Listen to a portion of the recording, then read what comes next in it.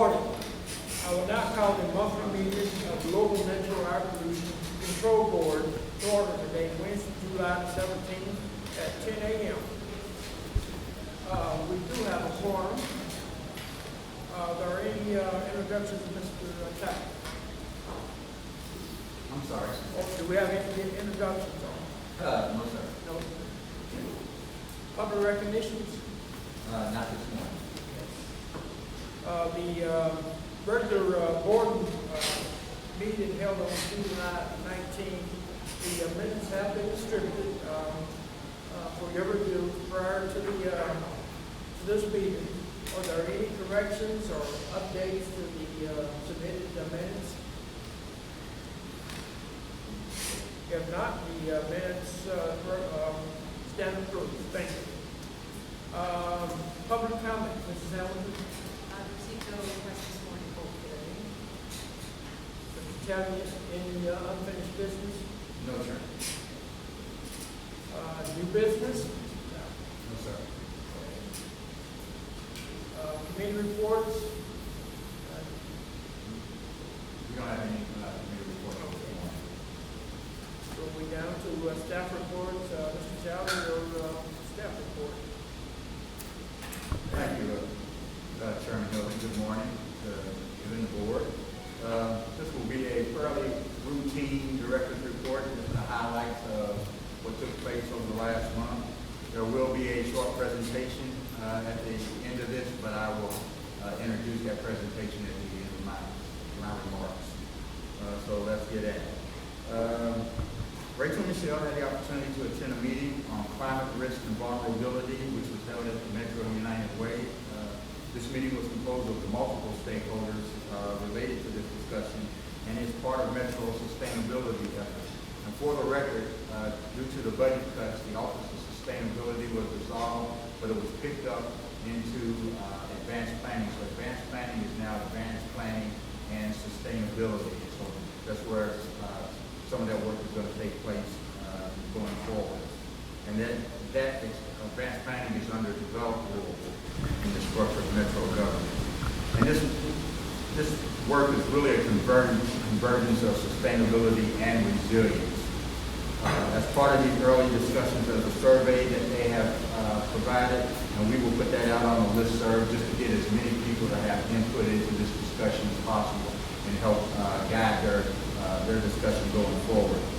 What I would like to note for the board is that APCD's presence and its input is crucial in this discussion, especially as it pertains to greenhouse gases. The secondary benefits derived from greenhouse gas emissions for reductions of emissions of other emissions of concern for the district, sulfur oxides, NOx, particulate, is just crucial to our work going forward. The number of actions to slow atmospheric greenhouse gas emissions and accumulation will also tend to reduce conventional pollutant emissions that we take a look at daily. And even though those benefits are going to be ancillary to the greenhouse gas reduction, they'll be incredibly important to our work going forward for a couple of reasons. The ancillary benefits will tend to accrue near term, so the benefits we'll get from any greenhouse gas reductions to other pollutants will happen much quicker than any impacts from greenhouse gases to climate change. Those will be over probably decades in terms of getting some benefits from those. Additionally, the ancillary benefits will accrue to us jurisdictionally, as opposed to greenhouse gas is going to be more of a global type of thing. But those reductions, anything that we can do locally to reduce greenhouse gases that impact on the secondary level other pollutants, we will see that in the near term, and those benefits will accrue to our community. So it's very important for us to be involved in this discussion because from a clean air standpoint, we will get additional benefits from that.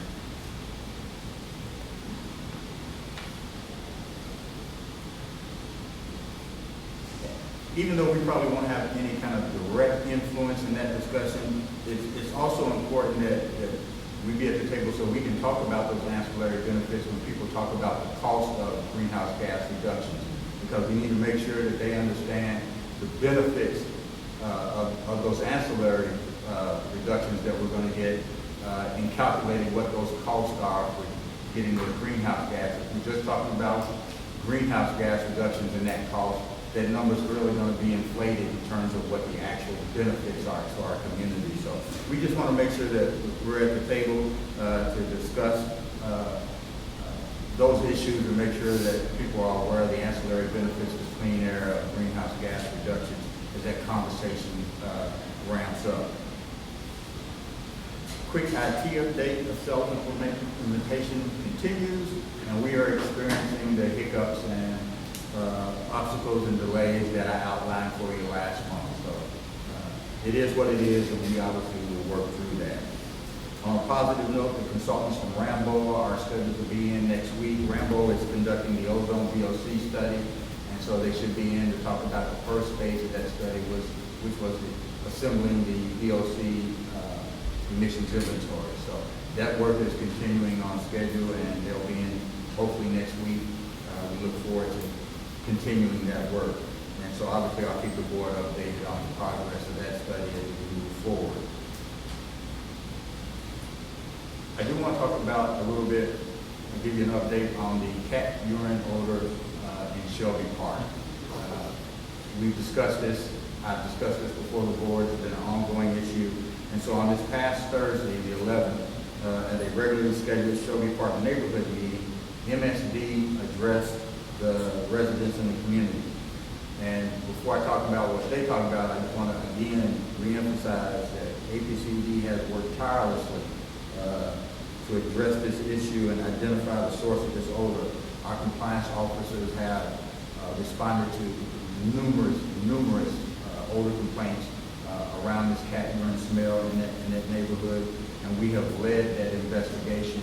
And in fact, we were behind getting ourselves, along with MSD, Codes and Regs, Louisville Public Health and Wellness. Was there anybody else in that group?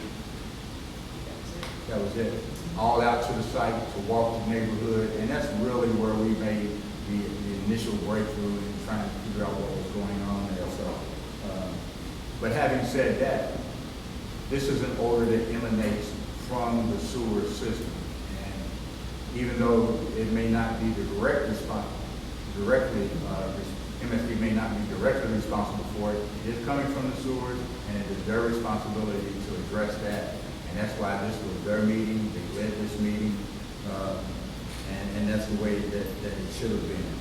We have additionally reached out to some of our colleagues on a national level with other agencies across the Southeast. We've made some contacts that have experienced odors with similar profile and characteristics, and so we've scheduled a telephone call with ourselves and MSD, and actually it was North Carolina, I think the Wilmington community. And so we'll talk about what they found to be the issue generating that odor. So we're doing everything we can to address this for the residents of Shelby Park. Can I ask you know what the source Sure. is? Well, we have a good idea of what it is. We think it is a result of a chemical reaction between a chemical that is getting put into the sewer system with sewer gas. And so we have strong evidence that creates that cat urine odor. MSD indicated that they think what they found, because they're currently conducting daily monitoring of their sewer system, taking samples of their water on a daily basis, and they found some high levels of acetone. And so we found evidence that acetone with sewer gas will cause this particular type of odor. And that is the route that MSD is currently taking in their investigation to pinpoint exactly where the acetone is coming from, but they think that's where it is at this point. We had looked at it, and we thought maybe it might have been another chemical, but I think we're absolutely on the right course that it is a chemical that is mixing with the sewer gas that's causing the issue. And those are the steps that MSD is currently taking. They're also replacing some of the vented manhole covers with solid covers going forward. They're using some deodorant in some of the system, and they they told the community, and in fact, Tony Perry himself was at this meeting, along with a lot of his key senior management, that they are at that site daily, taking those samples and trying to address this issue. And he committed to resolving this issue for citizens of Shelby Park. Having said that, Do we know what the sewer gases are all the time, so that way, if there are future things that are run into the sewer, we can anticipate that kind of reaction? So it's basically acetone mixing with hydrogen sulfide. So it's a hydrogen sulfide. Right. We know it's always there. Right, it's creating a compound that's very characteristically called feline P, not PE, but P or NNP. It's a mercaptan. So there's some pretty good information out there. We think that that is the source. For us, is that sewer system. It's now up to MSD to track it back to one of their industrial users, and then to put processes in place to prevent that acetone coming into the sewer system and creating that formation. It's a very short section of these storms where it's occurring.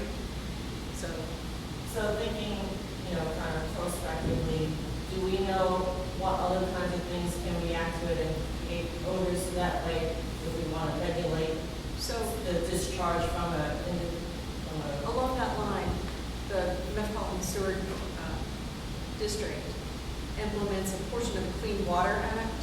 It's a pre-treatment program. Their rules and regulations are on their website. Their rules require that companies that discharge chemicals to their sewer system can't create objectionable odors that violate some other rule. So they're implementing a program to avoid that. This is just one of those instances where the odor threshold for feline P for MNP is per trillion. It's a very odoriferous compound. But again, MSD is the regulatory authority for things that go into the sewer system. And in this case, they are working through that industrial discharger program to kind of track it back and then see where they can implement processes to reduce its formation. Is this section of town, do they have separate sewer system like the Senator and Storm? Or just this one big combined system. combined system? I With the think, exception of Rubbertown. So the Rubbertown companies are not on a combined stormwater system. They are Separate. directly piped in a separate, Contact. right, it's a sealed pipe. It doesn't have stormwater coming into it. So stormwater can't come out, or air can't come out. And it goes from Rubbertown directly to Morris Foreman. To Dr. May's point, in addition to that pre-treatment program, the way that the sewer system is designed, it has catch basins, for example, that have traps, just like your home, and that water acts as the seal to keep sewer gas from entering into the ambient air. What MSD did as part of their investigation in that area is they surveyed all of the catch basins. In some, they raised the water level so that that seal is tighter. In others, they had to go through and replace their cleanout ports. And the seal for the cleanout port was missing. That's just a straight discharge into the sewer system. They replaced those. And also there, like many of our older neighborhoods, some homes are directly, the downspouts are directly connected to the combined stormwater sewer system. That acts as a place where sewer gas can come out. So they have a downspout disconnection program. They, at our request, brought information about that downspout disconnection program door to door in the neighborhood. And they incentivize people by paying them to get their downspouts disconnected properly so that there's no open conduit to the sewer system. So I hope that when MSD completes its inspection, that we'll be able to have Brian Bingham come back as he did after the Park Duval neighborhood issue and provide an update for the board. and so, the last thing I will say on that is that APCD will continue to investigate any complaints that we receive, any odor complaints in Shelby Park neighborhood, and we will continue to monitor the progress of MSD, stay in contact with them as they work through the process so that we understand what they're finding and what they plan to do. I mentioned previously I think at last month's board meeting that we will be scheduling a meeting with the Louisville Metro Public Health and Wellness. As expected, we did get that meeting scheduled as expected. I think the meeting went really well. There was mutual agreement that it would be it would be a benefit to us both to have some regularly scheduled meetings between our two agencies so that we could stay abreast of our respective work, make sure that we take advantage of all collaborative opportunities, and then any synergistic efficiencies that evolve from the work that we're doing. So I think it was a good meeting. We will, again, make that a regularly scheduled meeting to keep that conversation moving forward and make sure we're aware of what one another are doing. A similar but separate discussion will take place, and at this meeting will be the health department, ourselves, and then we will include the University of Louisville Environment Institute, West Jefferson County Community Task Force, and then as needed, any other community organizations as we work through some issues. And again, for a lot of the same reasons, we just want to make sure that we understand the entire universe of things that are going on in this community relative to clean air work, so that we can take advantage of those collaborative opportunities so that we don't duplicate work, and so that we can add to the work that each of us are doing out in the community so that we get the biggest bang for the buck. So we've got that first meeting going, we'll get the second one scheduled. I think this will have some long-term benefits for our work going forward. I think we put my email, all those notices. Sure. For the joint meeting with the University of Louisville and Environment? Yeah, or the health and wellness. Okay. You know, so I don't know about the others, and like the,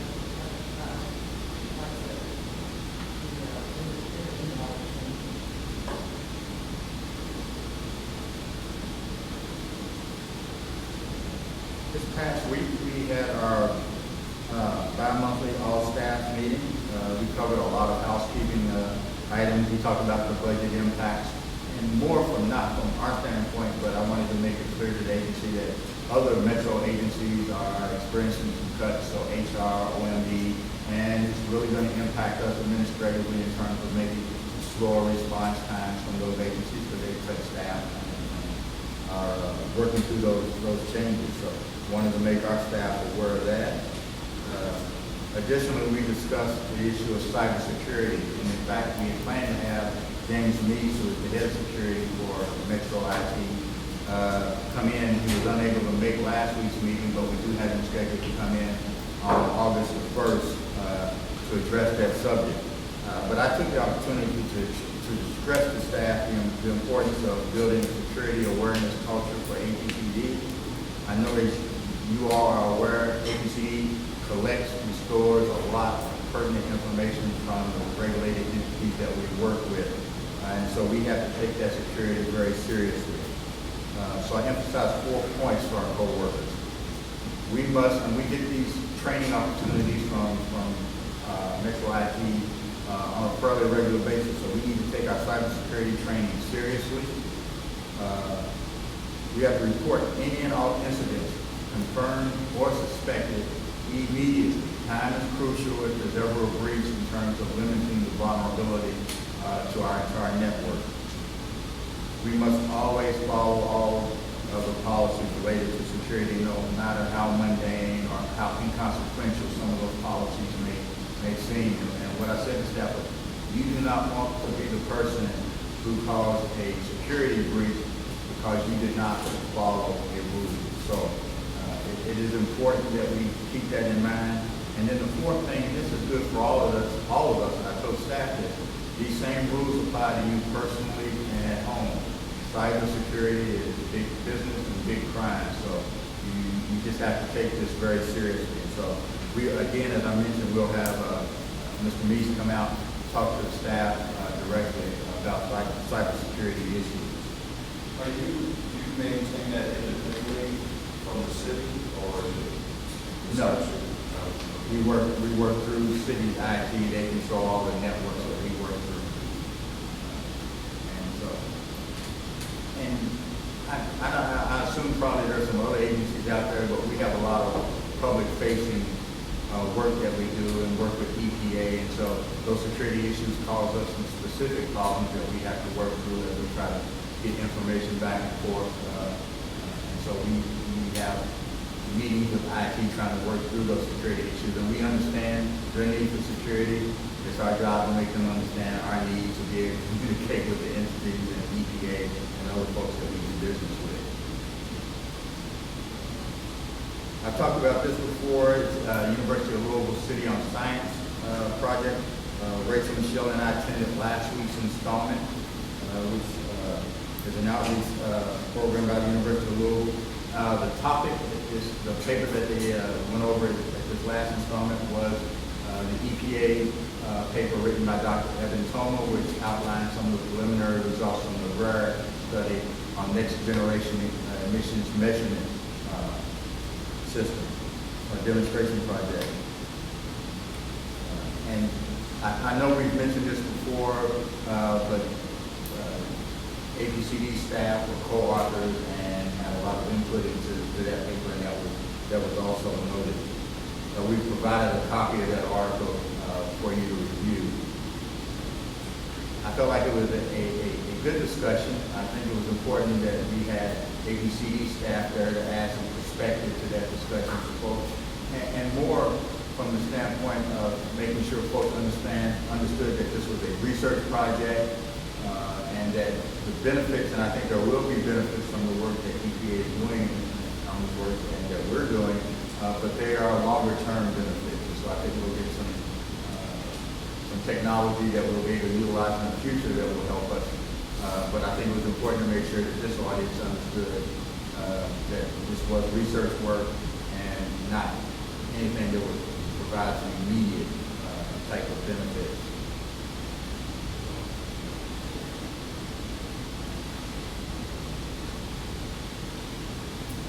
We did have a couple of clearing the hair workshops. So we had a special technical workshop this past Saturday, and it was exploring local online resources. And I want to give a special thanks to MSD, who allowed us to use their computer lab at their 7th and Liberty location. We appreciated that. The site worked out well for us. There was a presentation on GIS, the Geographic Information System, and then specifically Logic, which is the Jefferson County Information Consortium, and that presentation was conducted by Jess Hamner. We had a presentation from Andy Rutz, a transportation planner for Kentuckiana Regional Planning and Development Agency, or KIPTA, and they presented on their work. And then, of course, we had the opportunity for Byron Gary, our own Byron Gary, who provided an overview of EPA's environmental justice screening and mapping tool, the EJ screen. We talked about that before the board. And then he also covered APCD's website resources. I think great information was provided. It highlighted tools that will allow the community to better take a look at the data that is out there and take a look at it at a very specific neighborhood level if they choose to. So good information, and we just want to continue to do that to make it easier for folks to access. Because our website, I know you've all taken a look at it, just has tons of information on it. There's a lot of information out there. And these are just tools to help people work through that. I have a question about that. What avenues are you guys using to advertise these workshops outside of the APCD website? Are they, I know I get some of the workshop flyers on the Nextdoor app, but what other? I know the mayor puts it on his face page. We also do a Facebook blast prior to each meeting, trying to get it out on that format. I mention it everywhere I go. Yeah, please. Again, good morning. My name is Lauren Collins, I'm the environmental coordinator, and I am managing the premier workshop series. So, aside from Nextdoor app and our Facebook post, we also engage with our community groups, which are a great resource for us to submit information to send them out to them as well. And we also put our flyers in the library. We usually get a handful of those every 2 weeks out. But we're always open for other avenues. So if you have any recommendations, please feel free to let me know after the meeting or email me, because we're always looking for different ways to reach folks. But we've gotten our biggest bang for our buck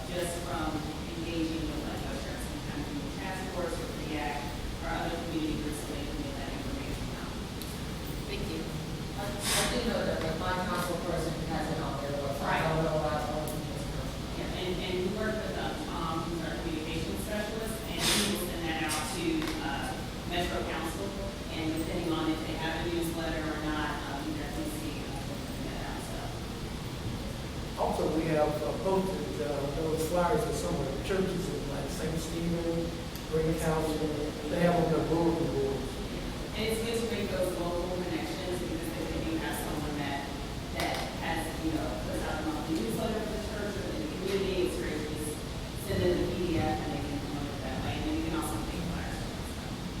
The Louisville Sustainability Council updates it on their event calendar and in their newsletter. So those are the kinds of networks that we try to get information to so that they can then put it out. So kind of build a web, so to speak. So we have any additional ones.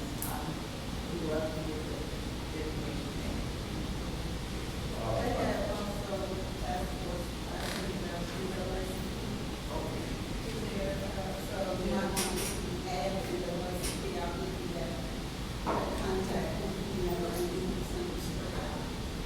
Thank you.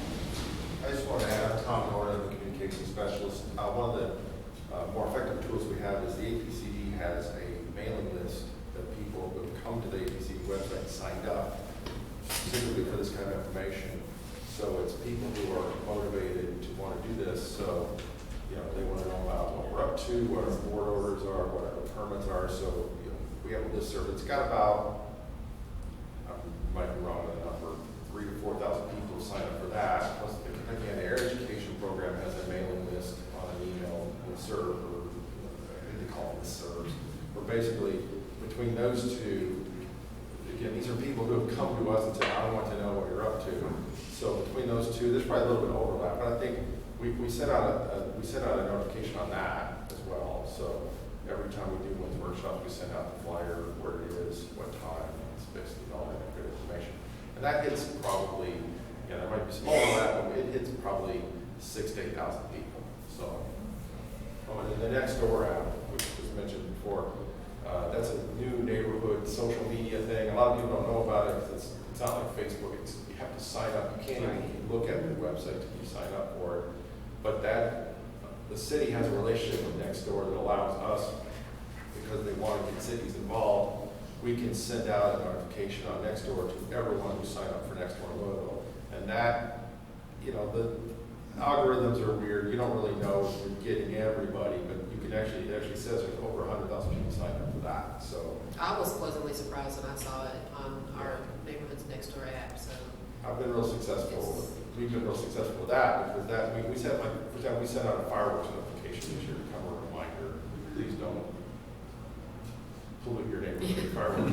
And just the response I got after that, people you get thumbs up, thank you. I got tons of messages from people that, not a ton, but one or two a day, people saying thanks for doing this, or man, it's really bad here.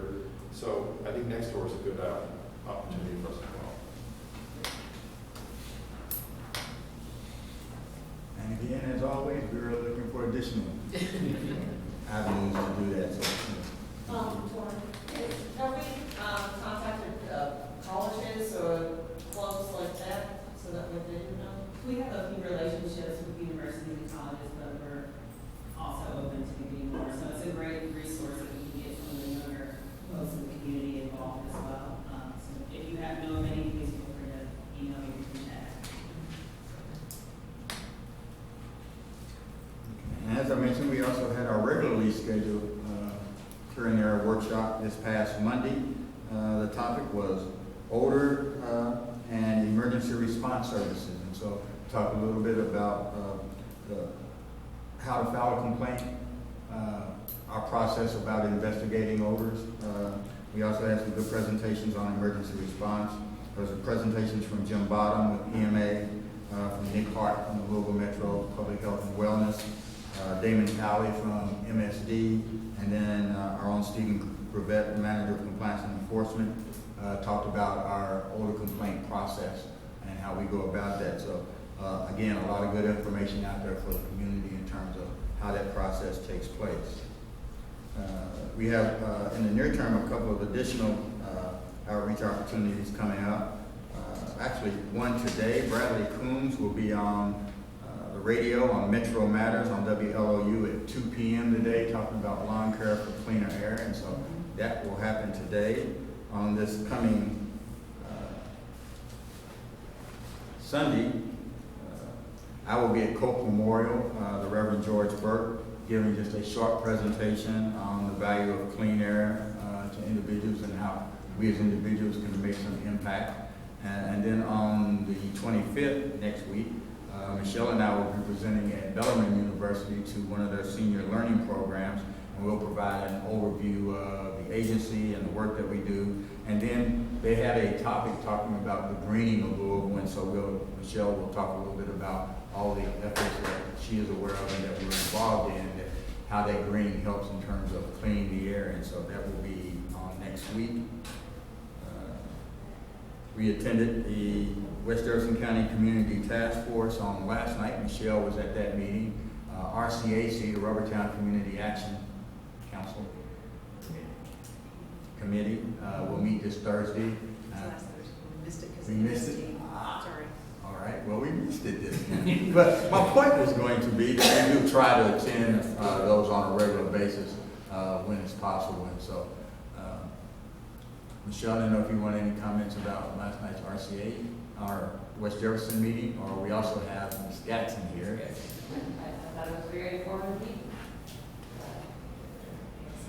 We just talked, we had two major things on the agenda, and one of them was about 5G, the new internet speed, because people have expressed concerns that it does harm. So I gave the information to Mr. Barnett, and he made a presentation last night, and saying that it does cause harm, but there's you know,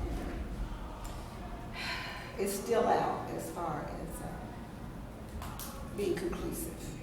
But we did find out, I think it was interesting, a few people that were there, because we had a problem with our list, were not even aware, you know, they didn't even know anything about a 5G. So that was brought to us, you know how we are. You bring it to us, we study it, we throw it back out there. So there's still some more studies that need to be done. And then we had a presentation on the testing in the Chickasaw Lake.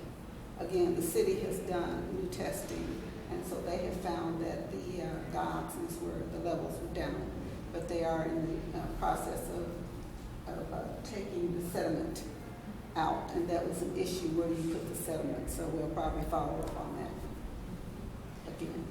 And that was that project at Chickasaw part of the lake, the pond, is going to get bigger and deeper, because this part of this project will be to dredge that out so that it can actually support aquatic life again and have a functioning ecosystem. So they'll be stocking that lake again with fish for recreational and hopefully subsistence fishing as well. But that's part of a much larger Metro Parks initiative that encompasses Shawnee, Chickasaw, and the Portland Wharf Park.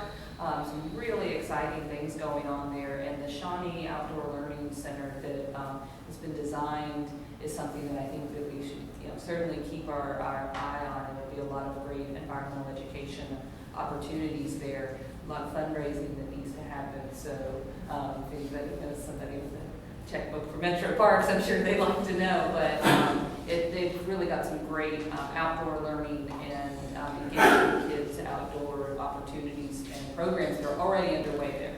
So certainly something to watch for, I think. The plans are there. The plans are there. I don't get excited about it until I see them start going. So that's the reason why, I mention it like it, because it's a $10 million project. So, if anybody has any money, I can write a check today.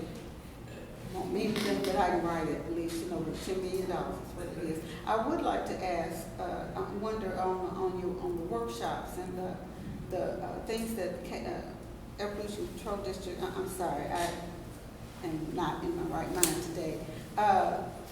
Are any of the workshops, are they online? Can people go online and actually go through Yes. the entire workshop? All of the workshop presentation materials are posted on our website on the Clear the Air workshop page. That includes last year's series as well as this year's. So after every workshop's completed, Torin goes back And when you puts say back- materials, am I actually seeing? No, we're not videoing the presentation, but something that we've really tried to do with the presentations is to make sure that they're as complete as possible for someone viewing them without the benefit of someone, speaking So, complete points on each of the bullets and hyperlinks throughout.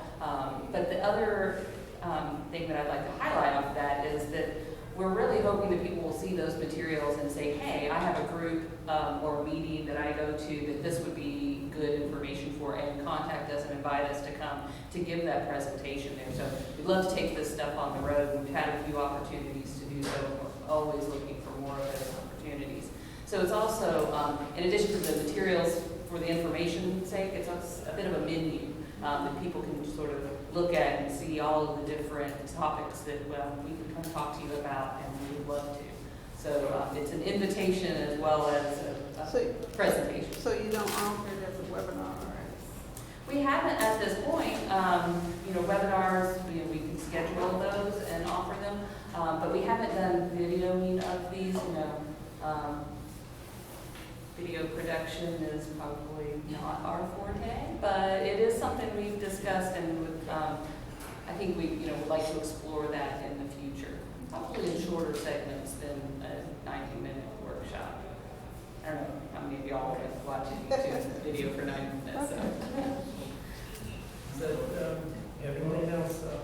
Yeah, well, first of all, I want to thank you because there was a couple of points I wanted to make, that we're always looking for opportunities to do the workshop series out in the community. So if there's specific workshops that we can do somewhere, we would love to do that. And I had a slight opportunity to debrief with Michelle this morning about West Jefferson's meeting last night, and I wanted to get that information out there about what's going on at Shawnee, Chickasaw, and Portland Park. I think that's important, and so if they bring that online, and even what they're doing now, opportunity for us to get out and work with the children talk to the children about environment, I think is important. And so that's the point I wanted to get out about that. So as I indicated, we have a short presentation from Byron Gary this morning.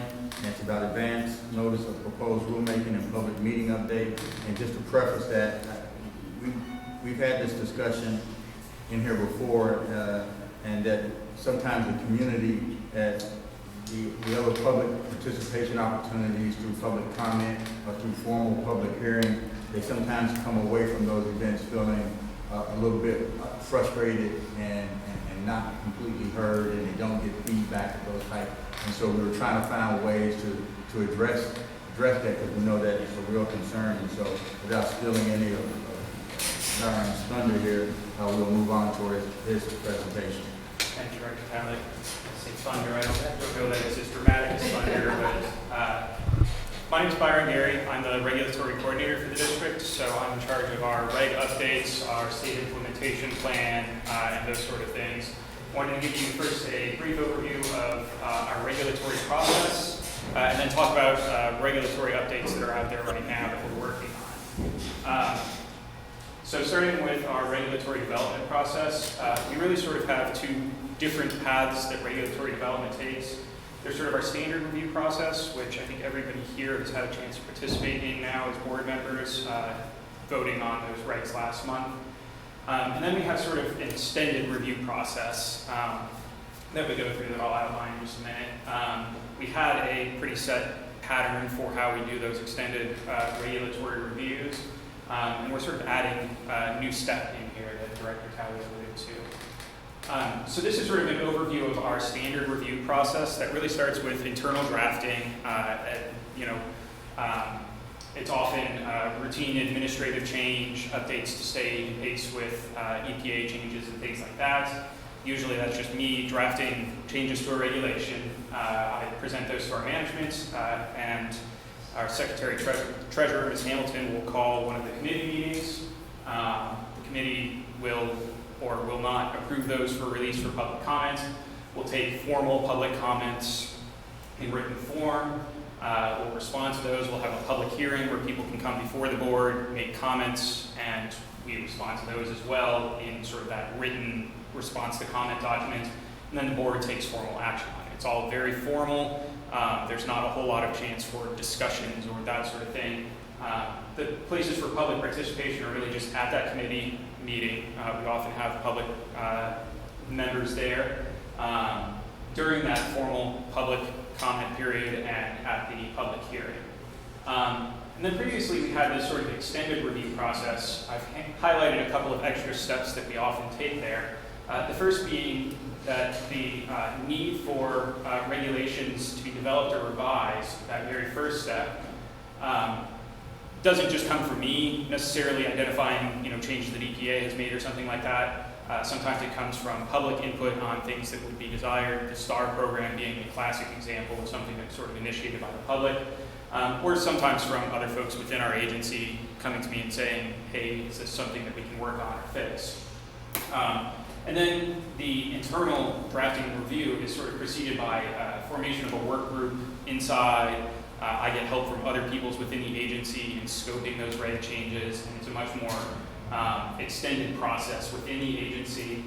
And then after that internal drafting and review, we have, in this extended process, previously issued what we call an ANPR, or Advanced Notice of Proposed Rulemaking. This is really pretty much the same as the former public comment period. It just comes before the committee. Before we even bring it to the committee, we will put out proposed reg changes, or even just a notice saying we are thinking about amending this regulation. We have identified needs in this area. Please give us comments. And just like that formal public comment period previously, we term it an informal public comment period, but it still comes in the same form. People give us written comments. We compose a response to comment document, and that's often part of what we bring to that strategy or policy committee meeting. Still all very formal written response documents. And in the past, at hearings, we have often heard, as Director Talley alluded to, frustration at the sort of lack of being able to ask questions and have that sort of discussion and conversation about reg changes or those sorts of things. So what we have done, or decided to try, is adding this extra step after releasing that ANPR of having a public meeting. And this will really differ from that public hearing process in that we won't just have myself sitting up here with the board, listening to comments, taking them back up to our office, composing a formal response to comment document, and then bringing that to the board. This is really a chance for the public to come to us, ask questions about what we're doing, and have a discussion, a more informal setting where we can talk to people about their concerns, about what it is that we're doing, and try to actually give answers if people have questions that we are able to answer. So this, we're really hoping will bring more public engagement and direct interface with the community, as we've tried to do with a number of other projects recently, so that it's not that sort of two steps removal from the public. The reg that we're first trying this with is Regulation 1.08. This is our administrative procedures regulation. We had already identified some needed changes with this, both with regard to it handles how open records requests are made, as well as our regulatory process. So I'm going to just sort of go over what we have put out in that ANPR. This is one where we didn't actually release a copy of the reg with suggested changes. We just put out an advance notice saying these are areas where we have identified a need for change. Please come talk to us, tell us how you think that this should be handled. With regard to open records requests, looking at how 1.08 handles it right now, we identified a deficiency. It doesn't line up with the Kentucky Open Records Act right now. There are specific requirements in CORA for what an administrative agency or a public agency has to have in their administrative regulations. Things like agency location hours, being an official custodian, any fees that are associated with open records requests, and procedures to be followed in requesting public records. This started after we moved. We never updated our address in the regulation, but in looking at it, we noticed that there are other things that CORA requires that we don't actually have in there. So what we have proposed at this point is, along with 1.08, promulgating an open records policy that has some of those things that change often, like our web address for open records requests, addresses, and some of the procedures and fees and things like that listed in that. In addition, we identified some areas where the regulatory process is less clear or not as it needed to be. The first is with public hearings. Right now, the public hearings section really only contemplates hearings that subsequently lead to an action by the board, like adoption of regulations. But there are often hearings needed for other things. Our state implementation plan is required to have an opportunity for a public hearing, but that's not something that the board needs to approve. Usually it's just incorporating things that the board has already approved, or permits and things like that, into a state implementation plan that we then submit to EPA. Permits, and there are some other district decisions that require a public hearing. Those are still usually hosted by the board, but just the way the reg is structured to identify that opportunity for a hearing leading to a district decision. Also, the procedures for adopting regulations are all there, but at least in my opinion, somewhat convoluted. They are not clearly laid out. We don't plan on changing anything in the regulation to accommodate this public meeting or how we are required to adopt regs at this point, but just to sort of structure that in a way that makes a little bit more sense. So that is where we are right now. With the board's permission, I'm glad to take any questions from any of you. I just have one question. So your regulations, the district regulations are more in line with the state regulations as far as open records requests? I think with the state regulations, that they have a time limit that you've got to respond to open records requests? Core requires that typically we respond to open records requests within 3 days, Right. Unless it's for a commercial purpose, then we try to respond within 5 to 7 days. But yeah, that is required by the Kentucky Open Records Act, Okay. and we do comply with that already. Have you already held a preliminary public hearing? No, we issued that advance notice of proposed rulemaking last week. Thank you for asking. I forgot to mention the date. Next Tuesday, July 22nd at 5:30 in this room, we will be having the public meeting with regard to those specific So regulatory format changes. is essence, people come into a meeting like this versus an open house where they might come. It is an open house. It's in here, so we're not holding it up in our offices, but it is more of an open house. People can come in, come and go. It starts at 5:30, but we're not preceding it with a formal presentation like this or anything. People are welcome to come at any time. I'll be here. Feel free to come in. Staff would be available. Ask any questions that you have. I also often handle open records requests when our records coordinator is not available, so I can answer questions about that pretty readily too. I think Ms. King, my advisor or manager, will be here as well. So we should be able to answer, hopefully, any questions. Any board members? Thank you very much. Thank you. Thank you. So, it's just, at this point, we want to look at it more as a pilot program. We want to see if it helps, if it works, if it's a benefit to the community. Of course, I mean, if nobody shows up, we're not going to continue to do that because it's after hours and it's taking resources and Depending time. on what the subject of the change is, I mean, It will. when it comes to a change in a week all or something. This is a process that we don't have to use, but there will be times when we think that this extra step will be helpful. It may be because we know that there's conversation about this area of regulation in the community or amongst our regulated entities, and we want to provide an opportunity to add some clarity, or maybe something that we want to raise awareness about. In this case, it's we're holding it because we want to raise awareness of this opportunity to have a public meeting and to kind of introduce that idea, because it is something very different than a public hearing, which is what people have typically seen. So there's a number of reasons why we might use this extra step, but in this case, it's so that we can kind of introduce this opportunity to our stakeholders.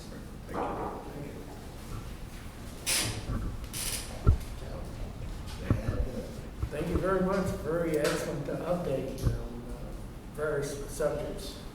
Appreciate that. Looking at our agenda, our quality data, are there any questions from any of the board members on the submitted our quality data, ozone, PM? Is the spike on the 4th of July night always there for fireworks? Is that a permitted activity at some level? The firing of fireworks on a large scale, is that a permitted activity? No, it is not. It's an interesting spike. And actually, I think I'm correct in this, we talked about a little bit, I think it was a little lower this year than it is. Really? Yeah, in terms of the spiking and in terms of its duration during the 4th of July timeframe. I can share some thoughts on that. I mentioned earlier that we printed out a notification asking people not to do it. The situation in Louisville is that it's illegal to do rockets, explosive things. You can't, that stuff's still illegal. It's never been, maybe it's legal in the 60s or 70s, but it's been illegal, like firecrackers, stuff like that's illegal. But you can still get it because it's not illegal everywhere else. The city has a law, it's in the books, it's in the, so obscure part of the ordinance code that says, thou shalt not shoot a rocket into the air unless it's a permitted show, like the waterfront or the ballpark or whatever. But people still do it. And our police department is very good and they're very efficient at some things, but it's not, it's not a priority to go around arresting people for it.